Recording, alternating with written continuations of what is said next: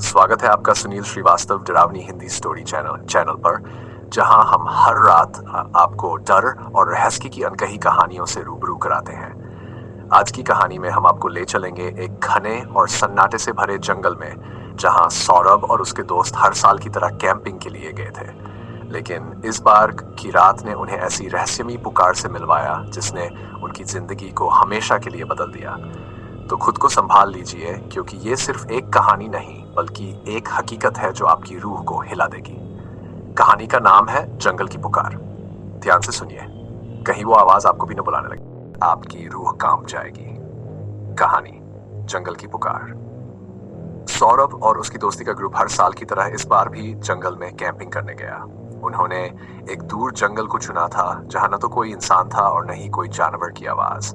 वहां पहुंचने के बाद उन्होंने अपने तंबू लगाए और आग जलाकर रात का खाना बनाया।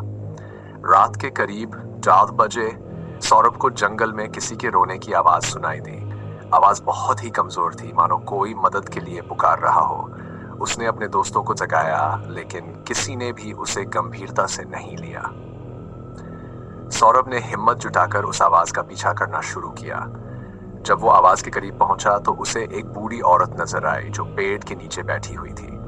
उसने बूढ़ी औरत से पूछा, माँ, आप यहाँ क्या कर रही हैं? वह औरत धीरे से मुस्कुराई और बोली, मुझे यहाँ कोई छोड़ गया है, पर मुझे मेरे घर जाना है। क्या तुम मेरी मदद करोगे? सौरभ ने तुरंत हाँ कर दी और उसे साथ ले चलने लगा। पर जैसे ही वो थोड़ी दूर गया, उसे पीछे से अपने दोस्त की आवाज आई। उसने पीछे मुड़कर देखा तो उसकी दोस्त ने कहा, सौरभ, यहाँ कौन है? तुम किससे बात कर रहे हो? सौरभ ने जब पीछे देखा तो वहां कोई नहीं था। उस बूढ़ी औरत का कोई निशान नहीं था।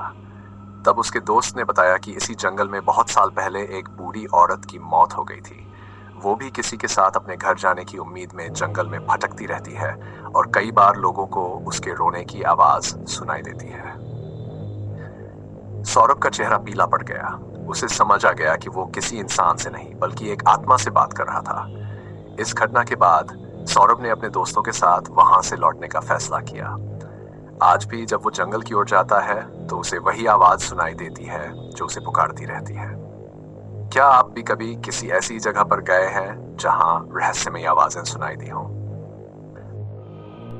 सौरभ को पीछे से अपने दोस्त की आवाज सुनाई दी।